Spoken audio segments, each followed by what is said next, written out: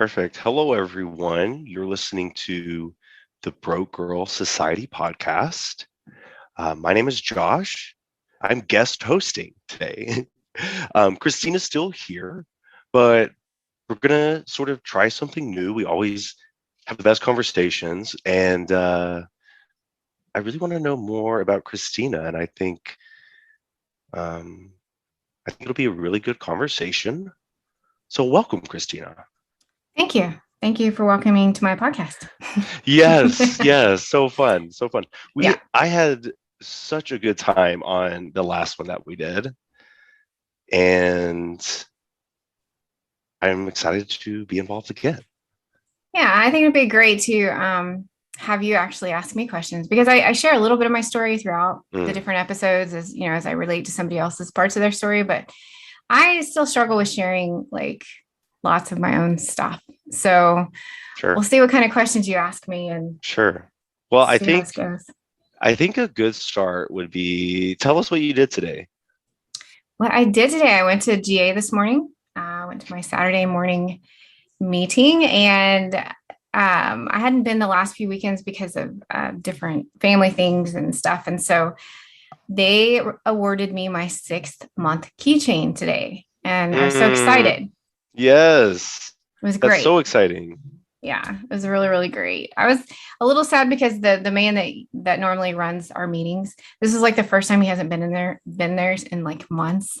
So yeah, I was a little bit bummed, but hey, I'll take it. And then afterwards, my mom took me out for lunch because she's super proud of me. And it was a really great lunch. It's a really great feeling today, honestly. Feeling is amazing. 6 months, that's a long time. It also has reminded me that I've known you for almost 6 months now, because my 6 months is coming up next month. And that's I mean, for me, that's quite a while, right? Yeah, it really is. Well, when you think about it, it doesn't seem like a long time, like when you say 6 months. But when you've gambled as long as I have, which probably a lot of people know this part of my story, I gambled for 15 years, started at 28, became a problem at 35, and my last bet at 42.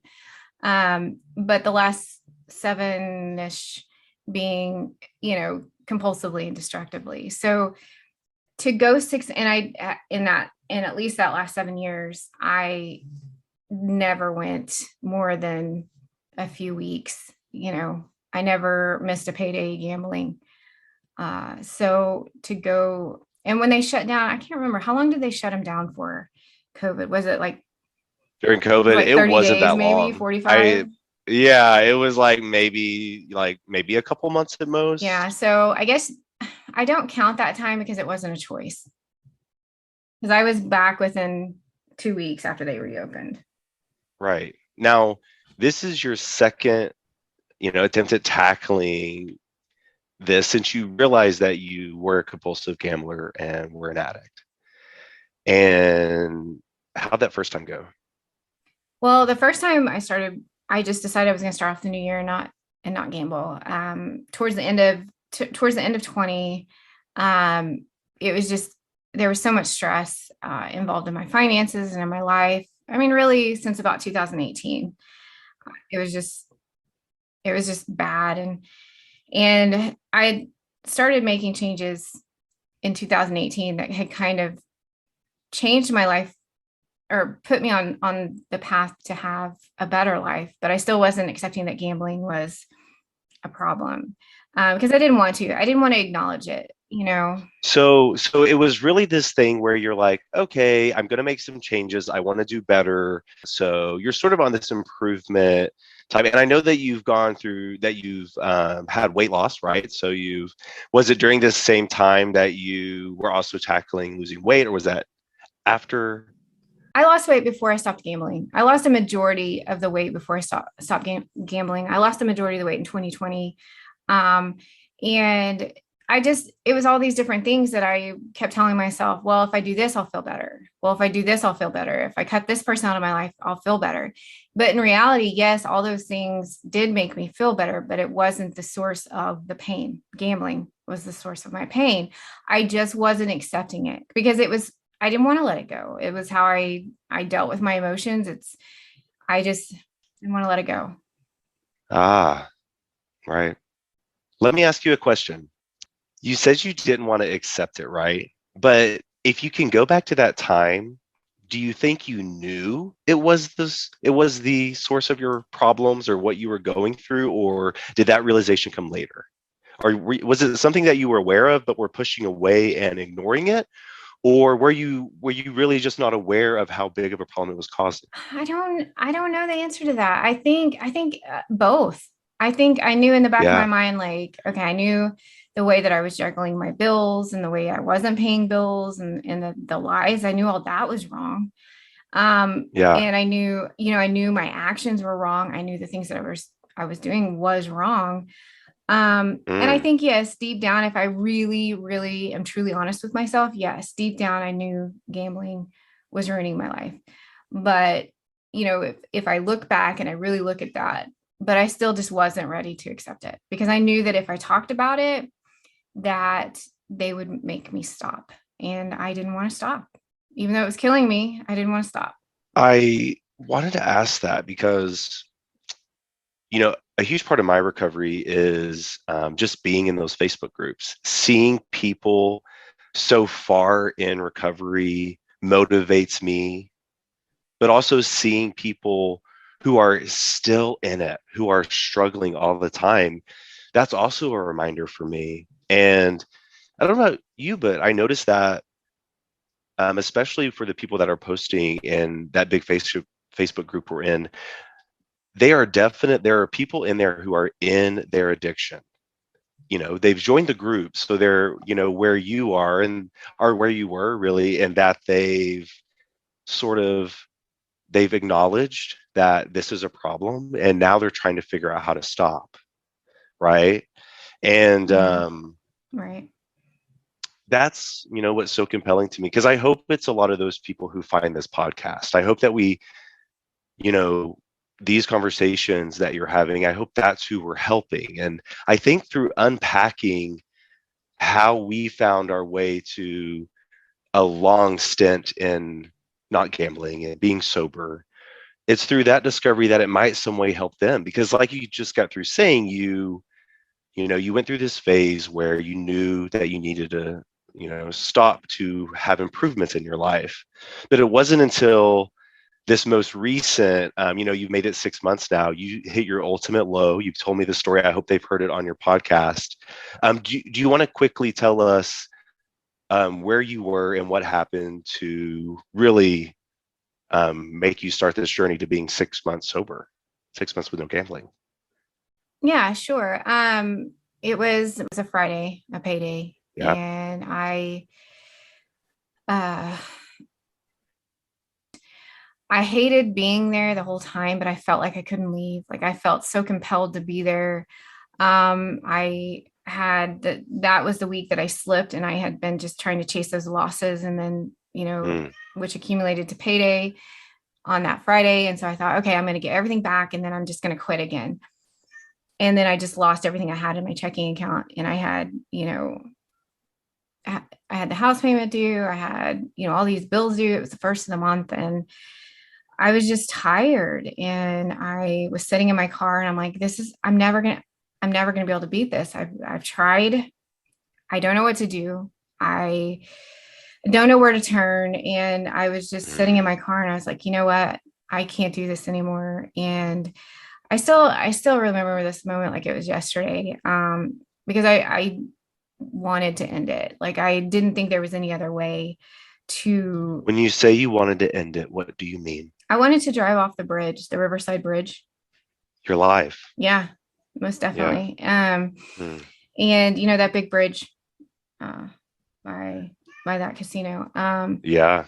And I just thought everybody else would be better off if I did. Like my husband would Mm, be mad at me all the time and my mom wouldn't be stressed out with me all the time. Like it's just all these things that we tell ourselves like everybody yeah. would be better off if we just weren't doing this to them. And so I went to pick up my phone and it was like 12 just after midnight, and I knew I was going to have like a bunch of missed calls from my husband. And a picture of my mom popped up with my sisters at one of my sister's weddings. And it was just like, I can't do this to them. I would miss them. I don't really want this. I want to have a better life. I want to fight for my life. And so it was in that moment that things just changed for me. I say it like a switch flipped, because that's exactly what happened. And I thought, you know what? I'm going to tell my mom about it. I'm going to talk to my mom about it, because she's the one person on this planet that I know would love me regardless of anything I did. And so the next day I went to my mom and I told her everything.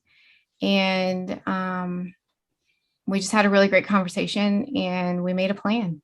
And I left there lighter. She probably felt heavier, but. Well, I listened to the podcast with your mom. She told me she felt relieved. Remember, she said that she was like, she was encouraged by the amount of honesty that you shared. Because remember, your family, like, I love that podcast with you and your mom, because, you know, just like you told me, she's the one who loved you most, you felt, right? Who would love you through this. And I could hear the relief in her voice when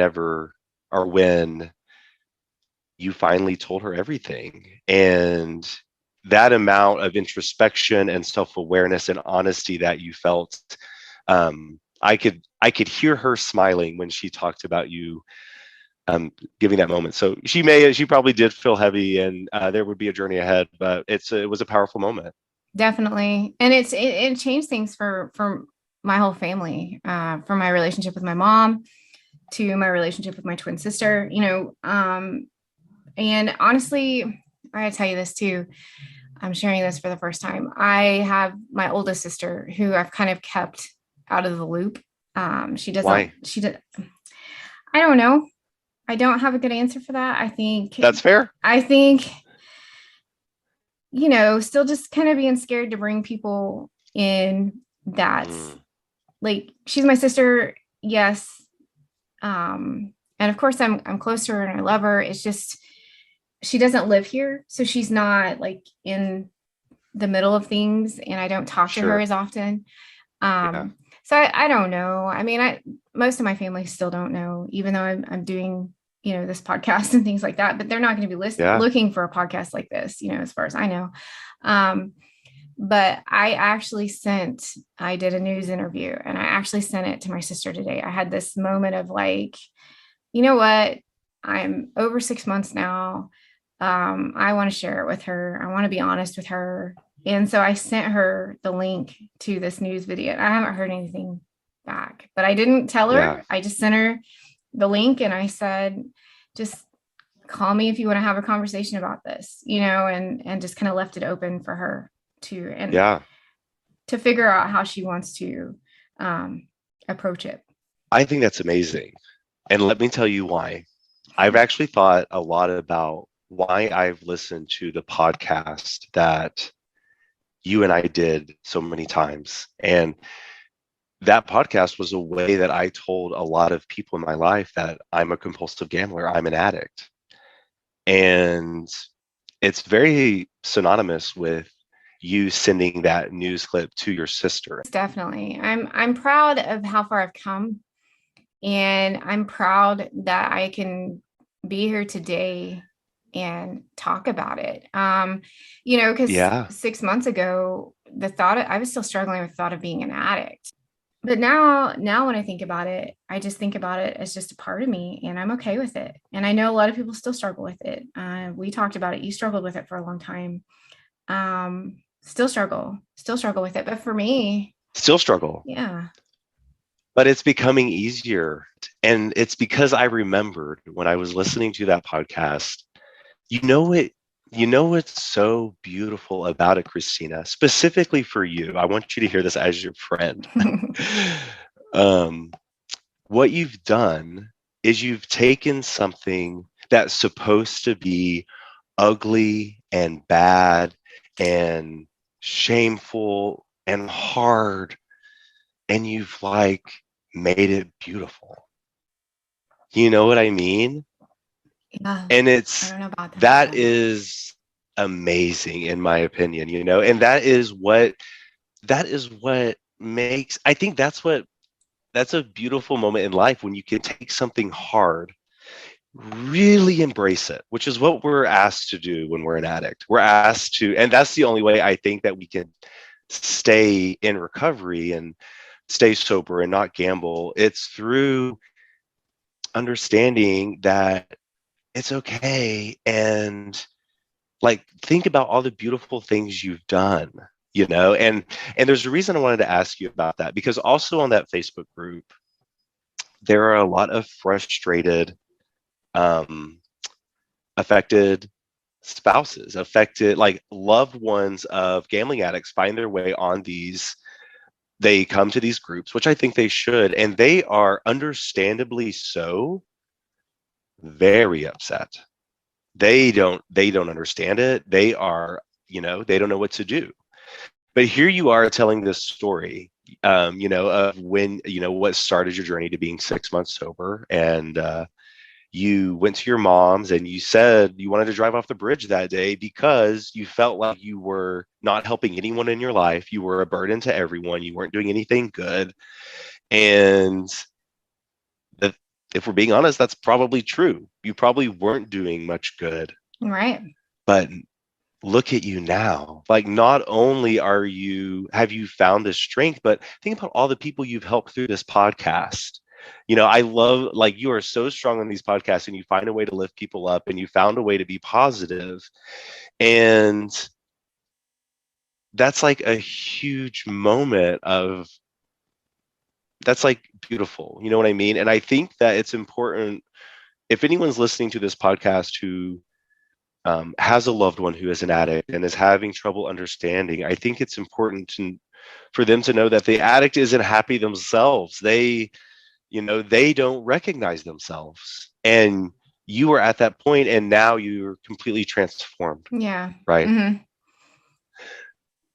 Can you give us an instance where maybe that we haven't heard yet of a time in your addiction where you were having unrecognizable behavior, something where you look back on now and you're like, oh my God, I'm so ashamed and embarrassed that happened. That doesn't even feel or look like me. Any examples? Yeah, I've got one really big one, and I haven't shared this story. And I have a lot of these stories, but this one impacted. I talk a lot about how my addiction impacted my twin sister. She had co-signed for me on a car. I don't know, back in 2016, I think. And she had previously done that in the past. I've co-signed for her before previously. Like, it's something that we've done. We've always trusted each other. Sure. We've always taken care of it. And so when she did this for me, and I can't remember why, but she was able to get a low interest rate through something if she did it. And so she co-signed with me on it, because she'd never had any qualms. We've never had any problems. And I ended up having late payments on that. And then I ultimately ended up having it repossessed. And the shameful behavior, aside from not paying it, was lying to her about it. And she actually just called the finance company and got the story from them, because I wasn't capable of telling her the true story. And it's hard to even talk about these things because you were embarrassed and ashamed, right? And I don't recognize that person, because that was never the person before. But that was that 17, 18, that was the year I was the worst in my addiction. And that was the year, I'm going to say 18 was the worst year I've ever had. 2017, 2008, yes. 18. And gotcha. 18 is when that happened. And I feel terrible because, yeah. And then that's kind of when things changed for us, obviously. And it still took me a long time to even just have a conversation with her about it. But I just want to say too, that I didn't realize I knew my actions impacted her, but I didn't realize they impacted her husband as well. He was upset by the things, that the lies and the things, borrowing money and not paying it back, and just those kinds of behaviors. And it's still so, I'm still so ashamed to even just talk about this stuff, which is why I don't really share a whole lot, but I know I need to humble myself and talk about these things. But it doesn't just affect her, it affects her husband. And in the beginning of my recovery, my mom had mentioned that, and it really, it almost broke me. And I just told my mom, I'm like, I understand that.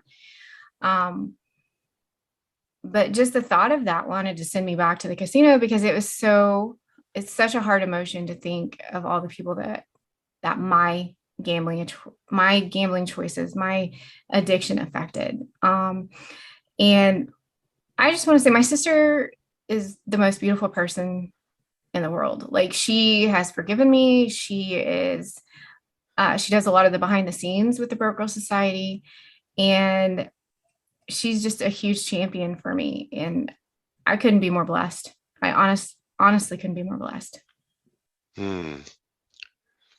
That's amazing. Yeah. You mentioned, you said your sister has forgiven you. Mm-hmm. And when you were telling me your story, you said, I know I need to talk about these things because I know I need to humble myself. In my experience, you are humble. Being in recovery for 6 months, you have had to face all of these things you've done, at least to some extent, and you're aware, right? You're aware. But have you forgiven yourself, do you think? I don't know, because I really just felt some real emotions talking about that. So yeah, I'm not real sure. Yeah. I am struggling with that. I think it's important you try to find a way to, because in my experience, you're really holding yourself back when you're still at odds within yourself. I have had a hard life with a lot of my family members, and it wasn't until internally I forgave them, and that the relationship changed. And that relationship with yourself is very important. Yeah, absolutely it is. And I want to try an exercise. Okay. Because I've listened to all of your podcasts at this point, Christina, and you really are just such a force in this recovery. And don't you feel that way? No. Why not? Why you don't? Really interesting. Why not? I don't know. I just talk. That's the way I look at it. I just talk. I want to hear people's stories. I want to give them, I just want people to know that they're not alone, even in the worst stuff that maybe they've done in this addiction. They're not alone. And, as long as the people that listen to this understand when they're done listening to this, that they aren't alone, that they're worthy of recovery, they're worthy of a beautiful life. That's my only goal. Honest to goodness, that's my only goal. That's it. Okay. I'll take it. It. But from an outsider looking in, I'm telling you, you are a force in your recovery for other people, because as I mentioned on my podcast, I'm not as active in my recovery only because I'm having an amazing life since I've stopped gambling. You know what I mean? You are. I've had more times with friends. I've been able to travel. Work is, for the most part, going well. I'm finding myself a lot happier all the time, and I'm just enjoying life, right? So I feel sorry for anybody that's not on your Facebook page, because the pictures you post are amazing, because of all your traveling and everything that you do. So it is great to see. Thank you. And part of what allows me to do that is you being active in recovery, being on the Broke Girl Society Facebook, posting things, and just us, talking as often as we do. We talk and text multiple times a week, and you really are a force. And this, your recovery is probably takes up some of the most energy in your life right now, right? Oh yeah. Yeah. My recovery is my priority. Yeah. And this podcast is my recovery. I chat with women every evening, men too, who are struggling, and just talking with them, and even, I kind of did get hung up there for a little bit about sharing when I was struggling, because for some reason I did kind of think, well, I don't want people to think that I'm struggling, because then they think that maybe I can't help them. I don't know if that was ego or just feeling like maybe it was an excuse not to be vulnerable. I don't know, but I kind of pushed through that. And so now I'm just as open as I can be. Somebody texts me something that they're going through, and I'll text them something back that I'm going through, and then we'll just have a conversation. And I think we both feel lighter at the end of it. On the subject of being open, Christina, you once told me something I'll never forget. You said, when we're open, right, and we honor who we are, it makes us more authentic, which is what makes us beautiful. Exactly. I agree. Us owning this addiction and being in recovery is authentic and beautiful. And we know that, which is why we're sharing now this story we're going through with people in our lives. I hope you're really proud of yourself. I am proud of myself. I will say that. I am proud of myself. And I want to try something. Okay. I want you to just, stand in who you are now. You're over 6 months sober. You've started a podcast in recovery. You've been on the news. You're advocating for yourself and, everyone else who, struggles from being a compulsive gambler, who is an addict. You've told me when we go out and have dinner, sometimes you've told me that you want to do more. You want to start a group, and you want to help people who maybe aren't necessarily addicts, or they are addicts, all sorts of things, whether it's binge eating, whether it's, addiction to sugar, or even you said, even if it's a quality or a trait about themselves, they're having a really hard time changing. You really are this force of help. And I want you to stand in that.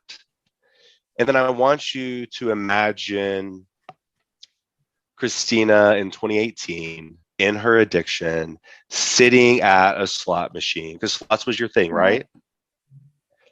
Okay, if current Christina could walk up to her at the casino and sit beside her, what would you do? What would I do? What would you tell her? I would tell her that in just a matter of few years, that her perspective on life is going to change. And to be prepared for it is what I would tell her. I mean, because you can't change it. I can't change that person that's sitting there in 2018 playing everything she's got in. I can't change that situation. But if I could go back and tell her, I would just say life, things are going to get better. And you're going to have a view on the world that you won't ever regret. Yeah. Think about how helpful it would have been for you at that time if your future self could have walked up to you. Right? Because a lot of us stuck in this addiction, we don't know if we're ever going to beat this. We don't know if we're ever going to. This feels like that. It feels like there's no hope, but there is. There absolutely is. We are both here to share that hope. I think you should walk up to past Christina and just give her a hug, right? And she's not feeling good about herself. Right. She's not. She needs to be forgiven. She needs to be loved. And this experience is something I do. Because the reason I wanted to bring it up is because I want you to really make an attempt at forgiving yourself. And this is how I do it. I imagine if current me could walk up to a past version of me, and it's been hard. There's things in my past I think about that I did, and I cringe, and I don't want to think about it because it's embarrassing and I can't believe it. But if we can find a way to just walk up to them, because we're different now, right? Our perspective is different, and love them and forgive them and just We if that experience didn't happen, we wouldn't be where we are now. We really have them to thank for it. Right. And that's been so helpful for me. And that's honestly how I feel about gambling now. I was stuck in it for so long, and I can feel myself changing. I can see myself changing, and it excites me so much.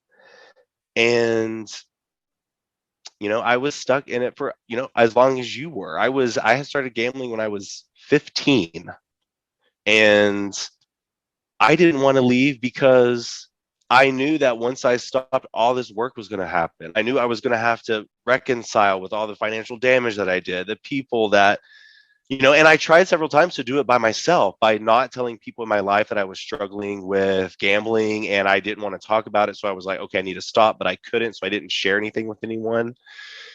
So, but that's what's been different now is I've really owned it. I've opened up and I've talked about it to people in my life. And that's probably been what's different for me is people in my life know I'm an addict now. And it's really this thing that I can honestly say I'm proud of now. Because even now, when I think about being gay, sorry, I just want to, we're here to talk about you, but I have to say this. When I think about being gay, I get excited when I get to tell someone that I'm gay, because sometimes they can't tell. So I'll know them for 3 or 4 months and I've really won them over because I really believe in who I am and my ability to see the good in people. And so then I sprinkle it in a conversation. I'm like, I had mentioned maybe an ex-boyfriend or, something, but I don't necessarily come out. I just mention it and I see them sort of shift, and it excites me because I know that this person may have been forced to reconsider what they believe about gay people because now they like me and I believe in who I am. And I'm proud to be gay. And the same is true about being an addict. You are this beautiful person now, and it's spilling over into other areas of your life, whether you realize it or not. People maybe at work or your friends or even with your family now. And when you own that, it's empowering and beautiful. It's like, it's really great. Do you feel that way? I definitely feel the change in my life. I mean, I definitely feel happier in my relationships, most of them. We don't have to get into that, but most of my relationships. Why not? Yeah. I shared this morning at my GA. And just so you know, I'm fixing to flip it on you here in a second, but okay. I shared this at GA this past week. I had a really good friendship that deteriorated because of my gambling. Again, it was that 2018 year.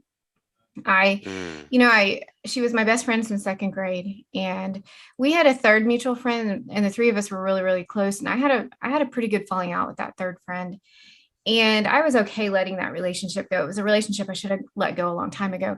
But my best friend, I think that was just kind of what triggered her noticing the changes in me.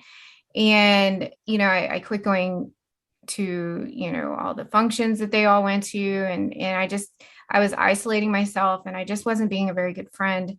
And so she walked away from the relationship, and I was really, really good friends and with her family. And I was really involved in her children's lives, because I don't have kids myself. So, their kids were like just this expanded family for me. I mean, I saw them from, the time they were born to, she's got kids at all different ages. But anyway, I was fortunately there when her oldest daughter got married. But I didn't even know, because of the strain in our friendship. We did the happy birthdays and the Merry Christmas, but that was it. I mean, we're talking like a 4-word conversation. And she sent me a picture the other day of her new grandbaby. And I didn't even know, that her daughter was pregnant, because I had completely taken myself off my personal Facebook page. I'd done that a few years ago because it was really hard, but so I didn't know any of this was going on. And she just out of the blue sent me this photo. And so we had a good conversation about it. And that's something that probably wouldn't have happened had I still been gambling. I probably wouldn't have committed to the conversation. I wouldn't have, it was just a different version of me that the best version of me that showed up for that. And, I had been thinking a lot about her recently too. And I know we talk a lot about the universe, but I had been thinking a lot about her recently and how I wanted to maybe tentatively start working on that relationship now that I feel stronger, and maybe even start to kind of share. She has no idea. She has no idea of my addiction. She has no idea that I struggled with gambling. That's what I was going to ask. In that initial conversation, you didn't tell her. No, she had no idea. So she didn't know what was going on. Why not? Why does anyone not You just tell? don't feel, like you don't feel ready? Yeah. Well, when I was going through it, of course, it was always a secret. I thought that's what you meant. But I think I will. I think I will. I'm going to start with my sister. I'm going to see how that conversation goes. And then I'm going to slowly try and rebuild this situation with my friend. And I really think that she'll be accepting and she'll be loving, and it may not fix everything. And things may never be the same, but at least maybe we could start to kind of rebuild some of that foundation, because I miss her and I miss the person I was before gambling. And so I think that that's a plan. But here's where I'm going to flip back the mic. Okay. You talk about how you shared the podcast with your friends as a way. Tell me about that. How did that work for you? Like, how were the reactions of your friends? Like, was it mostly positive? Did you have any, pullback? Or? It was 100% positive. And I sort of knew that it would be. And I also didn't care if it wasn't, because you talking about your friend, you say you feel that she'll be loving and those things. When you were talking about that, I thought back to our conversation we had earlier about when you told your mom, and about how on that podcast you can hear her. Well, and she says, I was glad that you were finally being honest with me. And it probably, solved it. It ultimately had to have made her feel better. Yeah. And, some of my friends I told because I just was finally strong enough to tell them. But some of my friends I also, I haven't certainly talked a lot about it either. But my biggest thing that I did was I was absent for many of my friends' lives during my addiction. Yeah. Right. I have a really close group of high school friends from back home. And my best friend, since first grade, this is how amazing she is. I finally, I basically never came home during college either, because I was busy or I didn't have the money, which it really wasn't true. I, worked, I had plenty, I just was gambling. But I missed her wedding. And that hurt her feelings. And she told me about it in front of everyone. And I totally respect her for that, because to me, when someone brings it to my attention, it means that they still care about the relationship. It means, hey, you hurt me and I need you to know that you hurt me. And versus, I don't know what the instance was with your friend, if there was a falling out or she just went silent or it was. Yeah. Just started pulling back. So yeah. And that can be, to me, that's harder than than a definitive, hey, I'm mad at you. But yeah, I wasn't there for a lot of my friends. And so I wanted them to know. And since then I have definitely I've been doing better, but I wanted my friends to know because, partly because I knew that I felt like I did do a good job hiding it. And I knew that by being vulnerable with them, it allows them to be vulnerable with themselves. And I even had a few friends tell me things. They confided in me. Yeah. Which I honestly was not surprised by, because just like something I mentioned on our last podcast, Christina, everyone has struggle. Everyone has struggle. And, there's certainly different levels of it. We're compulsive gamblers, we're gambling addicts, but at the end of the day, I'm sitting in an apartment that I, can afford, and you're sitting at home. There's so many other people with so many different addictions that have rendered them homeless, who have taken so many things from them. And this addiction certainly has taken things from us.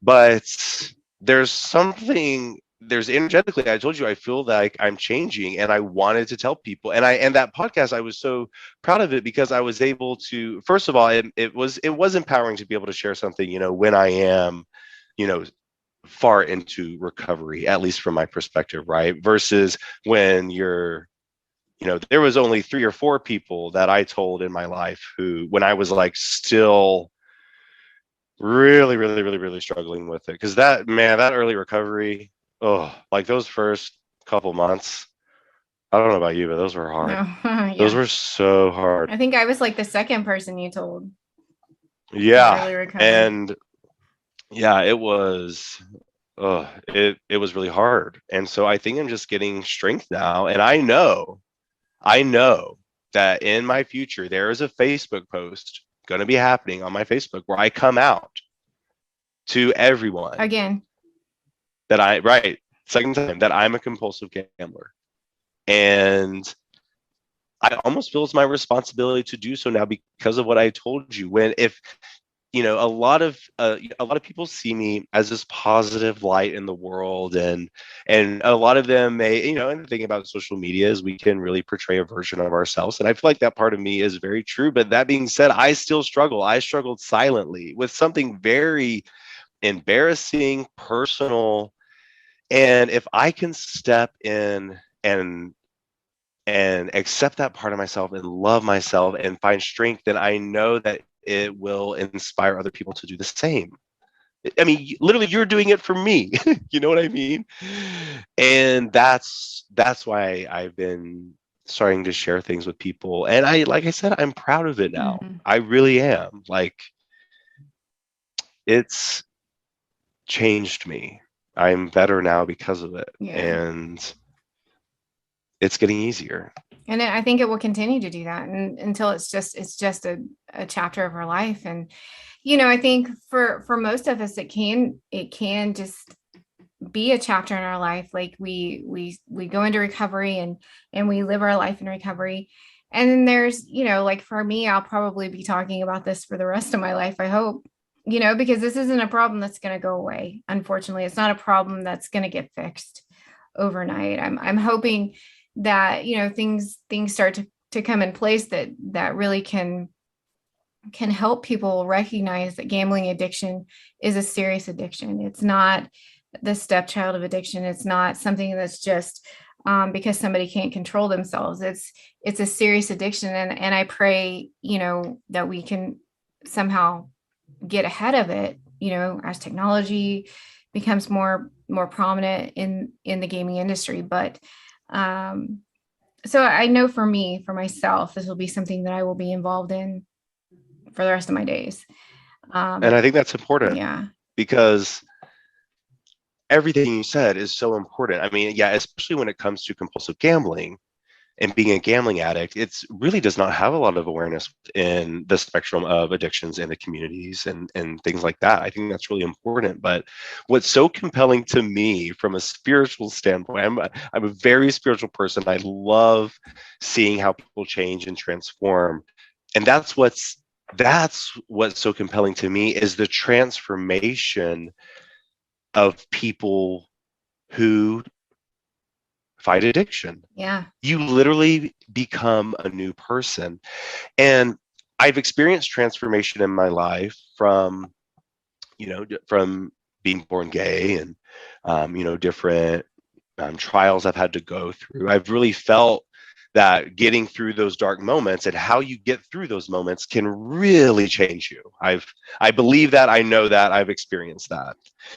And that's why I want to be involved, because like you said, I think that there is something about helping people, because when we talked about at the beginning, when you knew that gambling was causing you problems, and you kind of wanted to change it, or you did want to change it, so you had that stint where you stopped, but you found your way back.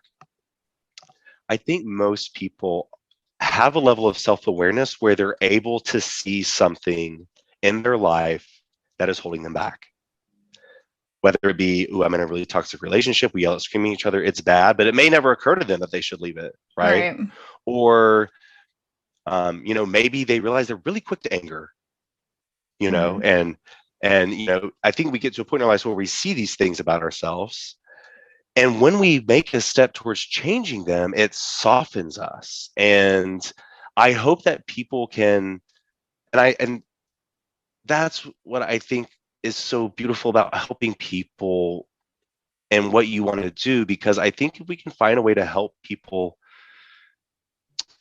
start to observe those things about themselves, maybe we can, find people that can give them tools to start changing them. Because like I said, this is the way I feel about recovery. It is not a blue, there's no like map to recovery to be sober, right? It is a potion. It is a mix. It is a personal mix of whatever helps you. It is a unique journey.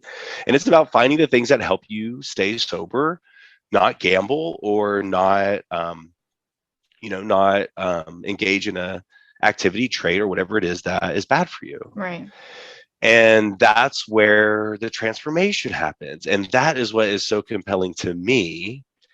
And that's what I want to help other people achieve, because it's so empowering and beautiful to see someone really come into themselves, Mm-hmm. to see someone really go from a place of wanting to drive off a bridge Mm-hmm. Yeah. to now releasing weekly podcasts talking to people about recovery. Yeah. You know what I Mm-hmm. mean? And I think it's a mission worth going after. That's why we're here to help each other, right? Right. Most definitely. Mm. And the people that are in my life, I can't even explain to you, even if it's somebody that I talked to one time, and we had a good conversation.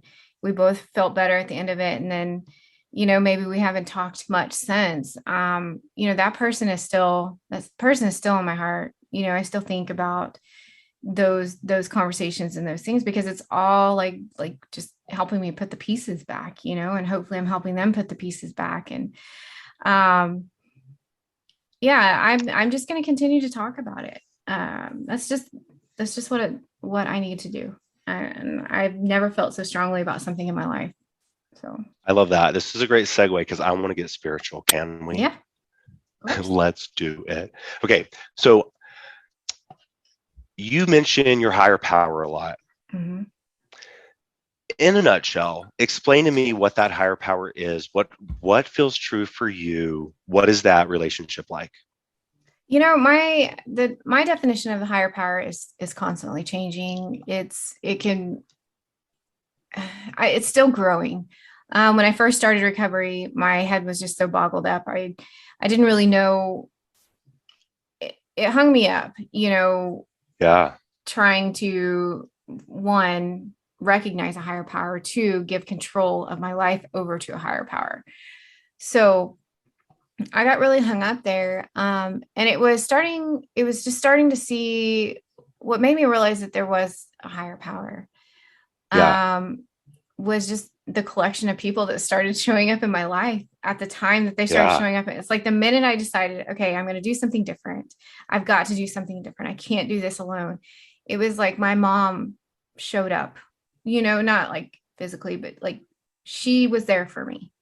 And then, Yes. that next Saturday, I went to the GA meeting. Well, before that, I had jumped on online meeting, and there was a guy there that was super helpful and explained, he was 20 years in recovery, and kind of explained to me how GA worked. That gave me the courage to go to my GA meeting. Those people were so welcoming, so amazing. I knew I found my people. And then the following week, I had an appointment with a therapist, and that therapist ended up, I honestly can't remember now why. The reason was she couldn't see me. So they had switched me to a different therapist that was available. And the therapist that was available, which is my therapist now, she didn't even have addiction specialty on her bio. But when in that first meeting, she came out and told me about her own struggle with addiction, and that she was in a 12-step recovery for years. And so it was just instant. It was an instant connection. And so, and then it was just like a few weeks later, I met my sponsor, and um, through social media. This is okay. This thing you're describing, let me tell you what I call this. Okay. You talk about people coming into your life. You knew your intuition was telling you, oh, these are my people, right? And then life makes your first therapist not worked out, and then you get another one who, oh wait, this is the one I needed, right? Right. And then it even happened earlier in our conversation when you told me you were thinking a lot about your friend that you had missed. You wanted to work things out, and then out of the blue, she sends you a picture of her granddaughter. I call that synchronicity. Have you ever heard that word? I don't think so. That is synchronicity. That is the universe telling you, keep going. That is your higher power giving you evidence of, trust me, of you are on the right path. And I love when you're talking about it, because what you're telling me is you're really starting to listen to that higher power. Because Christina, I'm going to say things because they're true for me, and I want you and the listeners to take it with a grain of salt, only if it resonates with you. Okay, your higher power is you. You are multi-dimensional. You are a God on the inside. You are extremely powerful. You are a creator. I mean, you literally transformed an ugly thing into a beautiful one through this podcast, through your recovery, and you are in contact with it, and you get better at listening to it. You get better at recognizing it. And you're in a phase right now, and I want you to hear this, where you are working with it and creating with it. And I want you to really start to lean in, have faith, and believe in your ability to create magic, because it's what you're doing. You thinking about your friend, right? When you start having a thought, or you get some sort of feeling, you need to start really looking. You need to start paying attention around you, because that's what manifesting is, right? That's what you're doing. And it's like we manifest based on the vibration we hold. And so if you can maintain that high vibration, then you're going to manifest in a really beautiful way, and it's going to be in direct correlation with your higher power. And we talk, and you sort of talk about how you are a different person now than you were when you were in addiction. And it's because you are channeling more of your higher power through. Does that feel true for you? It definitely feels like, it definitely feels like I can't explain it. It is a different energy. It is a different thought process. How does it feel? How does it feel? It just feels, I can't explain it. It doesn't feel like, does it feel good? It feels amazing. And it doesn't feel like I'm walking against the curve for the first time in a long time. It feels like I'm walking with water instead of against it, if that makes any sense. So things just feel a little bit more natural. But that being said, I still struggle with, trusting my decisions, but I'm getting there. Good. I'm so happy to hear that. And I just heard you mention your higher power, and I don't talk about this spiritual stuff with everyone, because sometimes people will think you're crazy. But it's very cool, because I feel like I see you really developing a relationship with this thing that you can't describe, and you're drawing strength from it, and you're changing, and I love to see it. So I was just curious how you describe your higher self, or what that means for you. And it sounds like you're still deciding. I am, but I'm feeling it. I think it's constantly going to change as I grow as a person. But I do believe in a higher power. And I am listening to it. So yeah. It is. And I know it's telling you to do some hard stuff. It really is. That's what I love. That's what it makes me laugh thinking about it, because our higher power would, like, here's the deal. People are connected with their higher power. They don't always acknowledge it as that, but it tells you when you're And it's so nice about it, so gentle, but it's like, hey, you need to leave this situation because Yeah. it's not for you, or you need to break up with this person because you know that they're not your partner, or you know that they're not part of this path anymore. And it'll say you need to leave the casino because you know how this place makes you feel, and we just won't listen to it. Right. But Yeah. Yeah. You because it ignore asks us it. to do hard things. Right. It's And sometimes we're just not ready for it. Like tomorrow when we go on a hike, like it's mm, gonna be hard. that's why we have our hike tomorrow. I don't know. I don't know.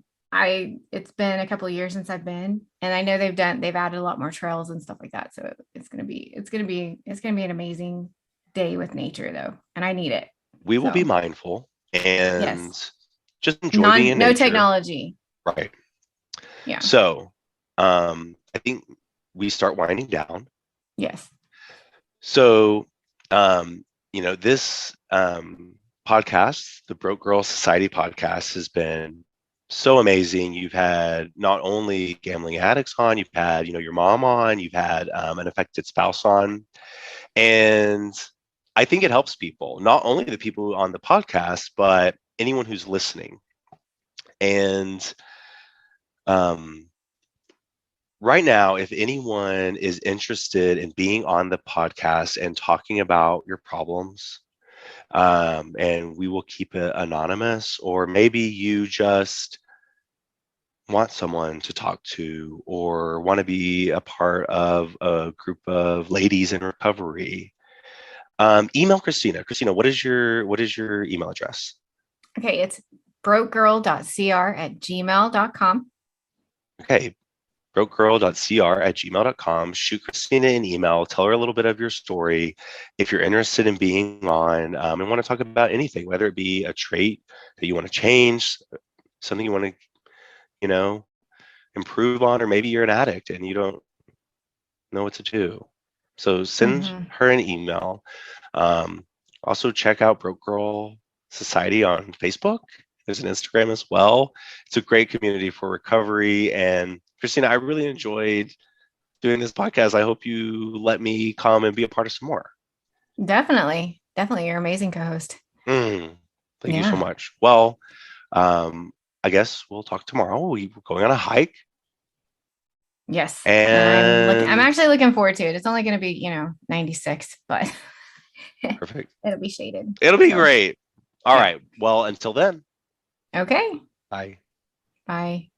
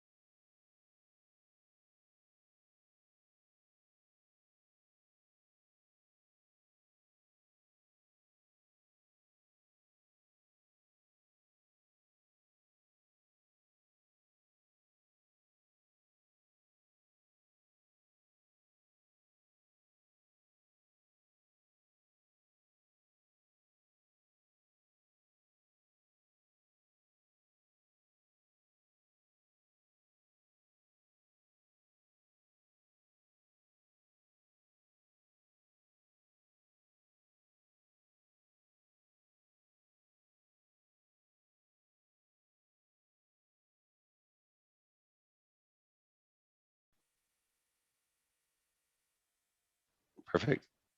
It'll be great. All right. Well, until then, bye.